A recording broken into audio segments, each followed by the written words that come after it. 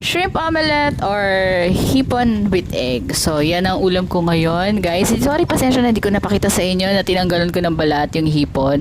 Alam nyo, guys, pag yung hipon or yung crab, nilagay niyo siya sa egg, napakasarap niya, guys. Lalo na yung, syempre, may iwan yung mga lasa nila, 'di ba?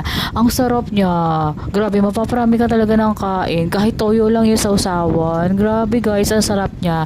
So, yan. Hinuli ko sa pagprito yung ulo kasi nandyan yung pampalasa talaga. Diyan lalabas yung katas niya.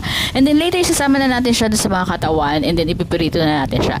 Ganun lang siya kadaling lutuin, guys. Hindi kailangang malalaki yung mga hipon na ilagay nyo. Medyo maliit, okay na. Basta maano yung lasa niya eh. Yun na yun, guys.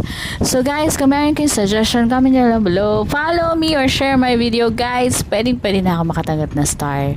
So, maraming salamat sa magbibigay. I hope, try nyo rin. Hindi siya ganun